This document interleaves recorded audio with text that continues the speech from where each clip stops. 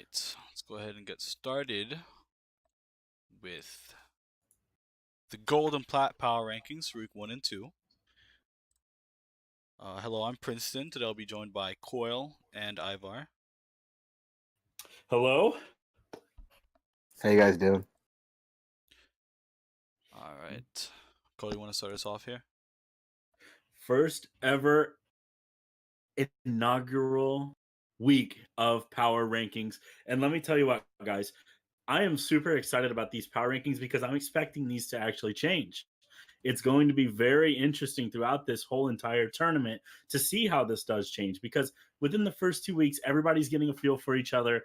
Everybody's getting back into the action of wanting to do these 5v5s and playing competitively. So we might just see so many different changes. Let's start off with our Golden Plat League, obviously. We're going to start off with our last ranked team, which is going to be Aquila at number 9. Aquila has a few different things that they need to work on before they can actually become and start rising up in these rankings. Now, the one big thing that I do want to hit on is that Holo and Ari is actually a super strong mid laner. From what I've seen from their match reports and their match history inside of this league, is that Holo is definitely performing at a consistent level, which is high. I mean, yeah, I'm gonna have to agree with you. When you take a look at the stats, I mean, it seems to me like the team kind of holds on to their early game, um, and their mid laner is, like you said, is very strong and stays consistent throughout the game. While they hold on to their early game, they kind of falter in mid lane through some small mistakes, and the gold lead and ramps up, and they're not able to keep it together towards the end. And the biggest thing with Aquila, and the thing that I think that they need to do, is they need to find their answer. They need to find their play style. Because if you look at some of their match reports, they don't have consistent picks. They don't have consistent drafts. They need to find what works for them. And once they do find that, I guarantee that they start climbing. Ivar, any thoughts? Yeah, also I think it's very important to point out that in the first 3 games right now they are 0-3 right now. In their first 3 games they did place they did verse the top 3 teams in the league. Mm-hmm. So that could show why their record is 0-3 right now. But I think as they become more accustomed to 5v5s and playing together as a team, hopefully they can catch the victories on the backside of the double round robin. That's a good point. All right, moving on to number 8 in our Gold Plat League, we are going to be talking about Right Swipe Kings. Now, the reason why we have Right Swipe Kings at number 8 and Aquila at number 9, even though the strength of schedule is a little bit different, is because I think that Right Swipe Kings have shown a little bit more ability in their 5v5 or in the 5v5 realm. They seem like they've played together before. They seem like they've had a little bit of that experience. They do have decent early games. They're just not good at closing games out. They have really long game timers, but they just cannot close out. Right. Taking a look at the drafts, I mean, they do tend to run these more late game drafts. And I see their AD carry player has been very consistent through most of their games as well. And the later in the game, as the game goes on, we hit the 30-35 minute mark. Having your AD be the most consistent and strongest player on the team means more at those later stages in the game than it does at the earlier stages. So I think that could work out for their favor going into the next couple of weeks. Yep, and the AD carry of Right Swipe Kings is actually going to be One True God. Definitely a very good player. I like his Zaya play. I like his AD carry play overall. I think that this team does have the chance to improve. Might even take over a few of these teams up above them, but they need to find how to close out these games and how to actually win with their compositions.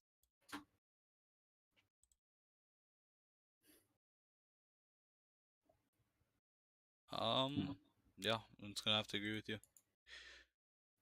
Okay. Now we will move on to number 7 now of our OEL Gold Plat League. Number 7 is going to be Predictive Gaming. Now, this team is the most interesting team in my opinion. The game that they have won was a complete stomp. They just completely knocked it out of the park. There was no chance for the other team to win that game. And what I'm seeing from this team is that they are very feast or famine. If they get ahead in the early game, if they get a good stomp in, they're going to be able to take that lead and drive it home. The problem is that they cannot get these early leads like they did in that game that they did win. Yeah, it seems to me that their issue might come from um,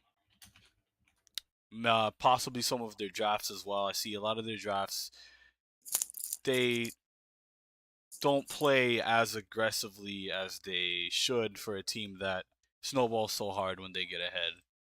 Um, and I mean, it is worth noting that they also played against some of the higher teams in the league for some of their Mm-hmm. first games, so that Mm-hmm. could also affect their standing. But Absolutely. And to go on the back and see what's actually a big positive for this team. Best Mustache has looked really solid. I like his Kaisa play. He's played a lot of Kaisa. I do like that pick right now, especially in these lower elo leagues. It's really nice. It does a lot of damage, and it's got a lot of different build paths and the way to get onto these actual backline carries. It's hard for these it's hard sometimes in these team fights to keep everything in check. And with Kaisa running around, you always have to be on point, or else she's going to assassinate your AD carry and she's going to continue to do that damage. So, Best Mustache, definitely looking good right now. Feast or famine team with predictive gaming. I think they have a chance to step it up. Moving on to number 6, we have Aaron and the Boys. Now, if I had to say one thing about this team that is a mega positive is that logo. That logo is insane. I love it. It is absolutely just the greatest logo inside of this league, in my opinion. And I think that should raise them up to number 1. But unfortunately, we got to go off a play. So we're going to put them at number 6. I think it's also very important to point out that they did inherit an 0-2 record from replacing a team that had dropped out. So since joining the league, they are 2-0. So they have a lot of potential that they can show moving forward. yeah, I mean, looking at their first 2 games, it seems I think their bot lane is very self-sufficient. The kinds of bot lanes that they're drafting for themselves seem like, and then the aggressive type junglers that they're also drafting, they like to play for these team fight comps.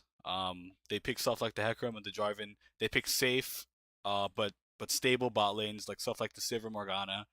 Um, with aggressive top laners and mid laners to round out their team comps, um, which is very, I think, is a solid strategy for them. Absolutely. And you know what? Another thing that I really like about this team is that they love their Morgana pick. Now, for anybody that does not know about about this Morgana pick, they can flex it to the mid lane, they can put it in support. It seems like they're really good at putting this in the lanes that does give them advantages. And it's such a good pick for them. I think Morgana is a great champion. Also with the scaling ADs that they like to pick as well. This team is up and up and can just make the rise since they are 2-0 now after taking over for another team. Moving on from the best logo in the league, we're moving on to number 5, which is going to be Stand and Fight Gaming. Now, Stand and Fight, don't let this team fool you. They are currently figuring things out for their mid and early game, but they will outscale you. Do not let this team outscale you. They will beat you in team fights. They will make it so that you do not have a way back into this game from the late game. Right. I think that the point you said about them having a strong team fight is very true. I mean, the comps that they like to play, as well.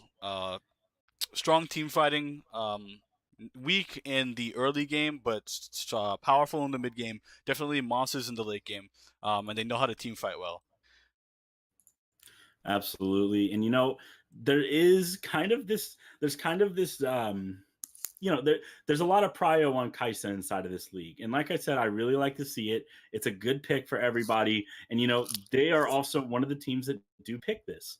One of the greatest things about this team is that they go with the best of the best. And you'll see later on in this list, they actually keep up with our number one team pretty well. They were literally one team fight away from beating our number one team. So they definitely got to come up. They've got the chance to come up. They look like they're strong. I can't wait to see where they end at the end of the season. Moving on to our number 4 team, we have Run It Back. Run It Back game, Run It Back, same teams. Of course, this team is very much known for their Kennen and Elise. Do not let this team get their Kennen and Elise, or they will punish you for letting them have it. That Elise pick is so effective for them early game. She just makes the biggest difference. But also, they have that Kennen pick, which is insane. I think that Kennen is one of the best champions out of the top lane, helps with team fights, and especially if they're going to look to pick Elise, they need that late game team fight carry that can make the difference in every single team fight. Right. I mean, when we talk about how strong a pick the Kennen is, a strong early game. Yes, good in team fights, but strong early game. Kennen, one of the champions who, because he's a ranged top laner that has a high burst potential, he can create leads for himself. He also has decent gank setup with the stuns. So with the pick all around, I mean, if you give them a powerful pick like the Kennen, that kind of locks the top lane into a state where it does not need as much attention as the rest of the map, which unlocks your jungler now in the strength of this Elise, who Elise famously has good burst, good pick potential, easy dives because of the repel, because a very dangerous combo. Absolutely. And just to hit on one more thing for this team, I think that the way that they pick and the way that they want to draft is they want to be in that 1-3-1. They want to have the Kennen flanking from the side lane. They want to have their mid laner on something that can actually split push and make the difference that way. And you know what? It's really hard to execute, but if they begin to master this, expect them to rise all the way up to the top and win this championship, because that is the most OP way to play this game right now, is to have that 1-3-1 potential. And it looks like they're already working on it. Now, before we get into our top 3, I just want to say all of these teams below the top 3 have the chance to make this better. Like I said, this is the week 2. This is only week 2, guys, and we've already had some pretty great games. So I'm excited to see where all of these teams do end up, because I believe that every single team in this league can win this league.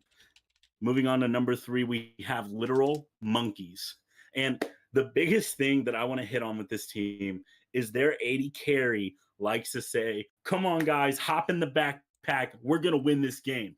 ADC, their ADC right now, the KDA in these wins, he currently has 48 kills and assists with only 8 deaths. That's 6 KDA in the wins. He is staying alive.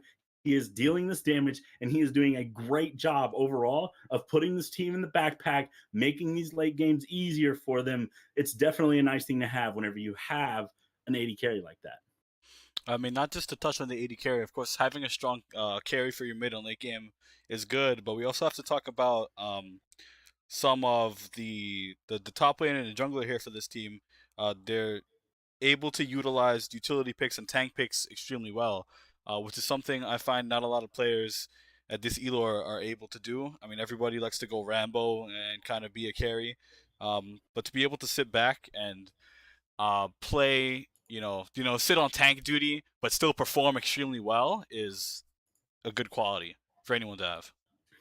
Absolutely. Weaver and Paka Paul are definitely some great players, because what they do for their team, especially in these gold plat leagues, you never see these tank picks come out. And not even in pro play anymore do you see tank picks come out. So the fact that they're doing this with tank picks, the way that they're playing the game, they want to play their own game. They don't want anybody else telling them how to play this game. They're going to do what they want to do. Now, the only thing I can say as a negative about this team right now is that their early game, actually their early game is super good. They have a clean early game. Where they start to fall behind is that their mid game, they lose a lot of gold. I don't know if it's because they don't want to fight about anything and they just want to put that AD carry in the spot to where he can carry, or if it's just macro issues that they need to work on. But I guarantee this team is definitely a top 3 team right now. They are a front runner for maybe making it into that finals. So we'll see. Moving on to number 2, we have Asura. Asura, definitely a strong team. Have been on the stream, I believe, once or twice already. Um, they have insane, insane mid-game gold differences. Listen up. This is the best team in the mid-game inside of this tournament. The entire tournament, mid-game is insane. And most of that comes from their Nautilus pick and being able to flex that between mid and support. Korea was starting to mess around with the Nautilus mid. Maybe it might work. This team says, nope, we've already got it to where it needs to be. It's going to work for us, and we're going to be able to flex it. You are not going to be able to do anything about it. Ban Nautilus against this team if you want to beat them. I mean, yeah, and I think the strength of the team overall has to also. I mean, it's not just flex picks in general have always been a problem in the sense that they sometimes you can get too crazy with it. I mean, if you get too kind of creative in your draft, you can fall into kind of like this hole. But we haven't seen this team do that yet. And while I know they have insane mid-game goal differences, they kind of have some weaknesses in the early game. I think due to like I don't know if it's getting too hype or getting a lead and not exploiting it as much as they should. But yeah. Absolutely. And this team also, for anyone who does not know, they recently did pick up a new support. 69er is now their support. So this player right here, I think that he has the potential to maybe make it as the number 1 support inside of this tournament. He's definitely got some strong showings already, and only being on the team for about a week now, that's insane. That's really good. They've just moved their jungler. So, everything is starting to fall into this team's hands. It's time for them to start making lemonade out of lemons. Okay. So now we move on to our number 1 team of the league. And this has been a lot of debating whenever we made up this list. We wanted to see who was going to be the best. And at this point, we have to say this team is probably the best. And it's going to be Omega Gaming Delta. Omega Gaming Delta, the craziest thing about them is that they have carries in every single lane. And if you guys have watched their 2 games that they've already had on stream, they have done some work with every single person in every lane. Tomato Farmer, definitely an insane top laner. B Extends, insane mid laner. And Viva, definitely popping off on that Kaisa this week. So, it's scary to go against a team that has this many carries in every single lane. There's a lot of good things about this team that we can say right now. Yeah, and I think a lot of their um, carry potential also comes out of a solid bot lane duo. Mm-hmm. I think their bot lane is to be fair, I should say. I think their support player is insane. I mean, I remember the first stream game we had was Omega Gaming Delta game. And in my opinion, the draft wasn't going very great. Um, but just the amount of utility that their support was able to bring out kind of got them through their early game hole and towards making up big advantages in the mid game, which just snowballs these carries that they have, um, and leads them to just crushing the enemy team. So Absolutely. And another big thing I want to hit on, and something that's actually really valuable for every single team in this league, their team play and their team fighting is probably some of the best that I've seen in this league. Every single team in this league has some pretty good team fighting as far as I saw. Some teams need to work on it, but this team's team fighting is absolutely insane, and it comes out in their overall team KDA. To put this in perspective, they have 184 assists on just 82 kills. That, to me, tells me that they're doing a lot of stuff in team fights. They have an overall KDA of 4.52. It seems like they're just wiping these team fights, making everything happen inside of the Gold Plat League. And that's going to be our power rankings, guys. All of these teams have the potential to place inside of the finals. I don't see any different. I don't see a world where any of these teams do not have that potential. It just comes down to who's going to work on it, who's going to make it happen, and who's going to win all these games. Right.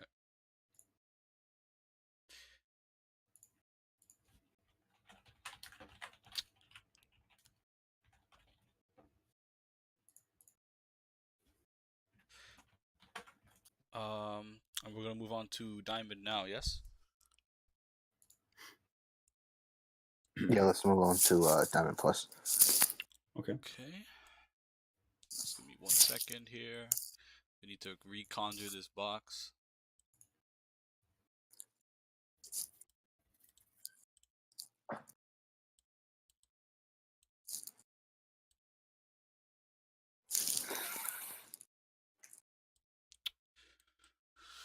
Okay.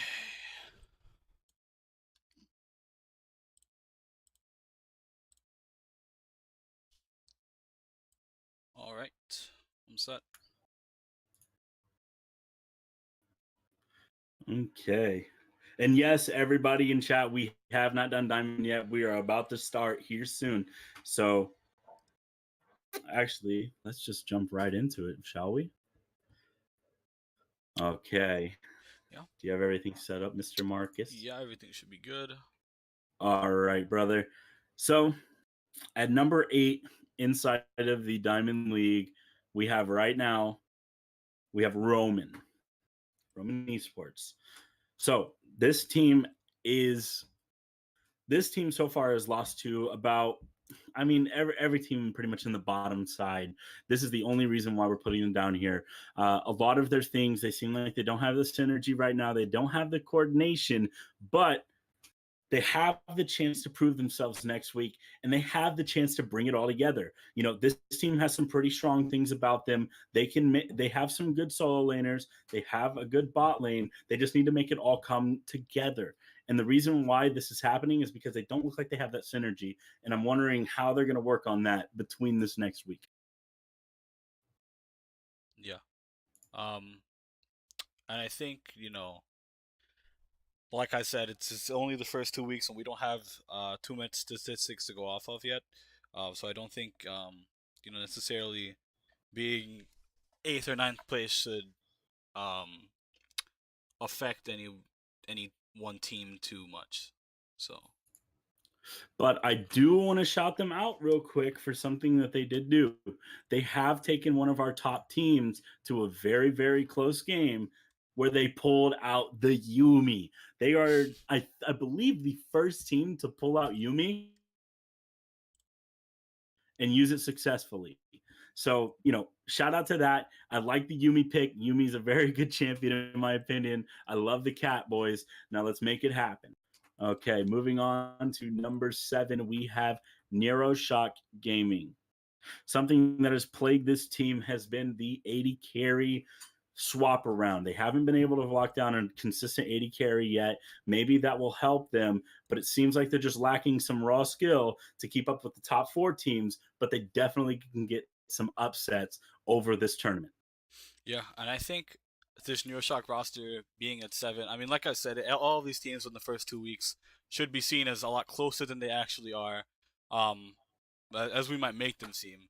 But this Neuroshock gaming team, is I think really strong. Um, Overall, I mean, yes, they do have the problem with an 80 carry player, kind of going in and going out, consistently. So they haven't really found the right position there. But as a team overall, I mean, the other 4 players, I think are extremely strong squad. I think they just have some problems when it comes to late game, some late game macro and closing out the game. But I think they snowball really hard, and they know how to get leads early. So as long as they kind of trim up some of these little mistakes that they make in the mid and late game, I think they can explode into a much higher tier team. Absolutely. And I have to say that Evil Dragful, the mid laner for this team, he is a former, well, I believe he's still a collegiate mid laner for Penn State. So maybe they look to play around him a little bit more. Maybe they look to put him on these carries. I've seen that he's been playing a lot of Jace, so maybe we get to see that pick come out. Now, at number 6, These two rankings, number 6 and number 7, they're super close and probably interchangeable at this point, but we've got to give the edge to Foxhound at number 6. This team has shown some pretty impressive showings against our top level teams. They've been pretty consistent as far as everything goes. They've beaten the teams that they need to. They just need to make it happen against these top level teams. Maybe start closing these games out. Maybe start looking a little bit cleaner in the 5v5s. But other than that, I think that this team has the potential to place in that top 6, top 3, maybe position. So we will see how that all turns out. Yeah, I mean, I'm gonna have to agree with you. Similar thing for Foxhounds as it is with NSG. They're able to show up really big in some of these games, despite not having the same record that some of the higher tier teams have. It's not like any of their games have been like they've gotten stomped really hard and put through the dirt, right? I mean, they've always put up a um competitive showing, which is why we place them above Neuroshock. And I think that coming into the next few weeks, we'll really be able to see how they grow overall. And I think that it will be more accurate once we get a couple games how highly they really place.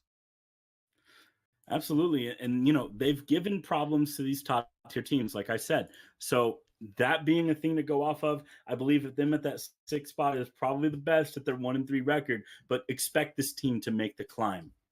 Now, at number 5, we have a team that I wasn't expecting to be here. I was actually expecting this team to be top 2.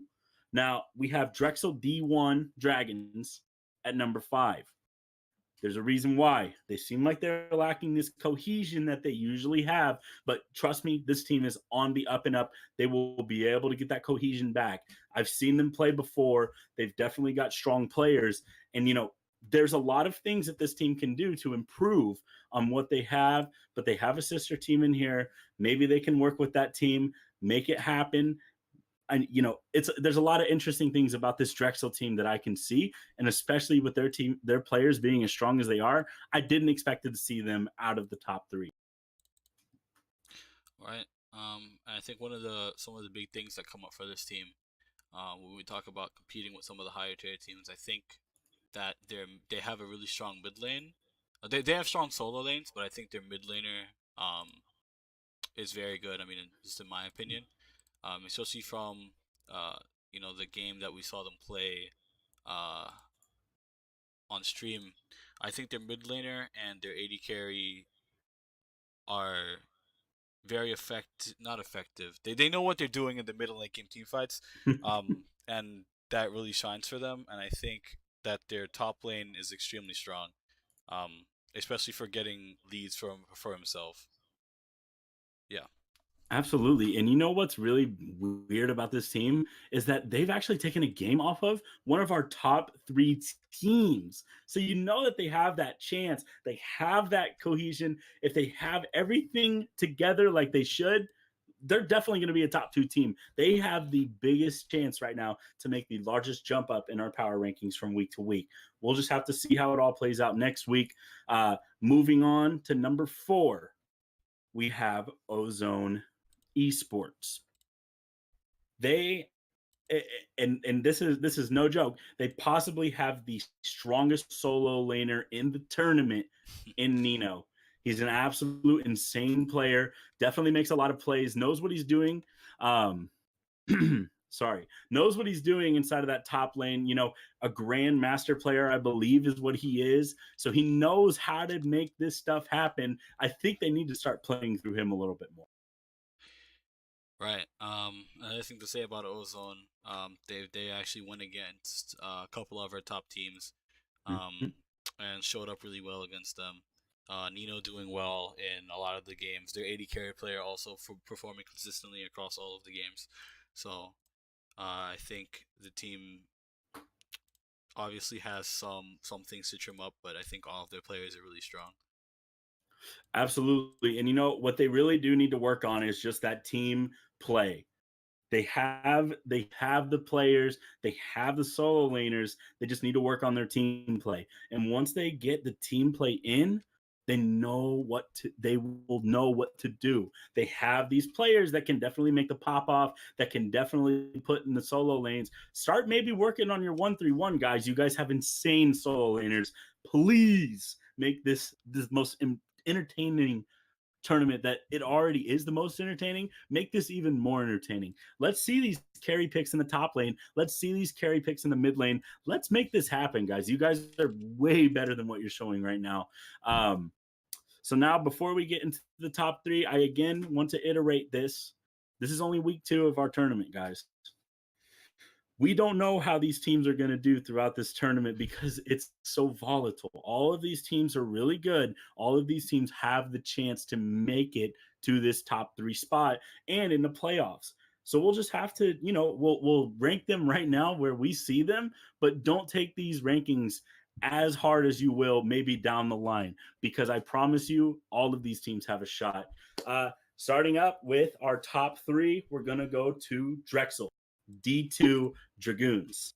Now, the thing about this team that's kind of off-putting is that they are 4-0 right now, but they've gotten 2 wins against our bottom teams. At this point, it's hard to rank a team that's 4-0 but has gotten such an easy strength of schedule right now, in our opinion. It's hard to rank them up above the 2 teams that we have above them. Now, I will say they are very solid. They seem like they are a good playing team. Now, there's only a few things that they need to work on, and one of those things probably is just their pop-off potential. They need to be able to make these plays even more consistently. And with them being 4 already, maybe they are the best team in the league. Maybe we're underrating them right now. But as far as we see from strength of schedule, we're gonna have to put them at this 4 spot or 3 spot. One thing I do have to say, I'm not sure if this lineup has a consistent jungler, but I do believe. Hold on. Yeah, I mean their jungle is the Grandmasters player we were talking about last week on stream. And I mean he's didn't just play well in that one game we had streamed. He's been playing well all the other games that they've played with him.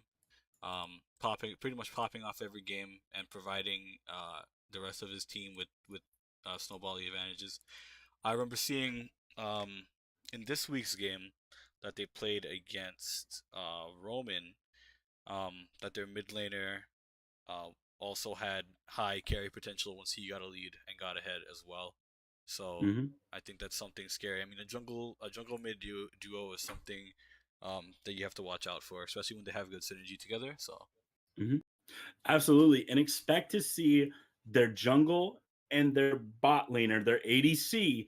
Expect to see these 2 pop off. Now, as a 2v2, I don't believe this ADC support combo is the best in the league, but I do see them having that ADC consistently putting out damage. That jungler is definitely making some calls, guys. Listen up. If you watch any of their games, you're going to know that jungler is making sure his team knows what to do, and he's going to make sure that they do that as a team. Rather than just looking like solo Q stars, they're going to bring it together. They're going to do what they have to. All right, moving on to number 2, we have the Now. The Now is definitely a strong team at this point. They have decent solo laners and definitely a superstar jungler. Listen up. This jungler has made an insane jump inside of this tournament to where, it's crazy that our 2 best players inside of this league, or two of the 3 best players right now, in my opinion, in this league, are both in the jungle.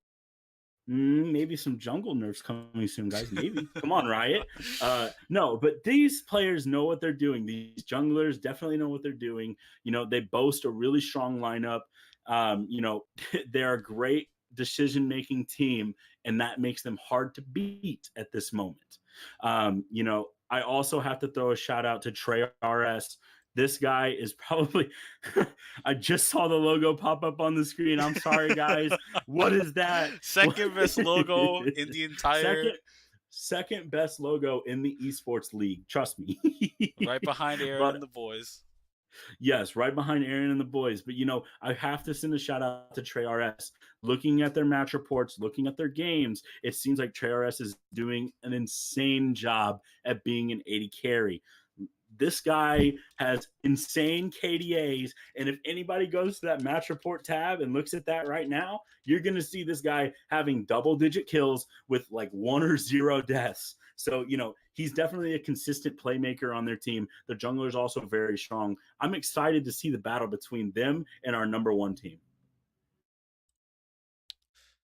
And I think the Now has like decent. Their solo laners are good. The jungler is super good, and the AD carry is also really good, and has a lot of experience and knows what he's doing. So I think their lineup all around is well rounded, and yeah, I don't think that I know we see a lot. At least I've seen a lot of teams that perform very well through the regular season and kind of fall off towards the end or towards like playoffs, and I don't really see that happening with the Now with the kind of roster that they have. So what I'm saying is I don't really think they're gonna fall off from their top seats. Absolutely. Moving on to our number 1 team, we have Recon 5. A lot of people are going to think that this is controversial because the Now did beat Recon 5, but there is a reason why. Looking at some of these games that Recon 5 plays, looking at some of the calls that they can make, looking at some of their team fights, they seem like they are the strongest team-oriented team inside of this league. They definitely make the difference in the they have strong players. They have extremely strong players, and they also have an extremely strong team play style, which is hard to find sometimes inside of these Diamond Plus leagues. So, going forward, really Recon 5 is looking to be our favorites to go into the finals, and it's only week 2, guys. So Recon 5 versus the Now is probably going to be the most hype sets of all time, and I cannot wait to see it. It was super difficult ranking the top 4 because all of these teams are great, but we had to give the edge to Recon 5.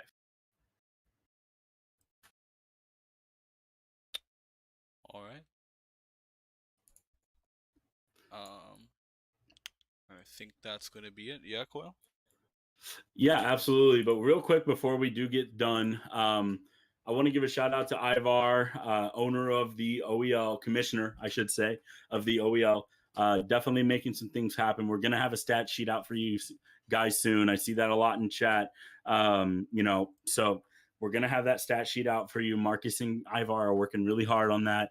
Also, shout out to ADFX, formerly of Roman Esports. He definitely helped out a lot with the Diamond Plus power rankings. So from here on forward, I'm really excited to see how these games do turn out. Recon 5 versus the Now, Drexel versus Drexel, games like that. These are going to be very hype games. Diamond Plus is definitely an exciting league. And also Gold Plat is also a very exciting league. Yeah, I'm looking forward to the stuff coming in these couple weeks now, Coil. Absolutely, me too. And guys, we do have different casters coming up for next week, so stay tuned. They might do better than what your boy Coil does. So we'll just have to see. But I'm excited to see everybody, having fun, just doing what they do. To our bottom teams, don't get discouraged by our power rankings. Throw them off of your shoulder because that is not what we want to do with these. We just want to point out what we see. We want to point out what we think, and then you guys can build up, you guys can climb, and we'll rank you higher. That's just how it is. So don't get discouraged by these are just some randos ranking your teams. So shout out to everybody inside of this league. We love you guys all. It's great to be a part of this league, and just have fun playing the game. It's I mean it's completely, it's just fun. Okay, and I think with that, we're gonna go ahead and wrap up for today, guys. Um, that was week 1 and 2 power rankings. We're gonna look to be doing this weekly, I believe, or bi-weekly. I don't know, it depends.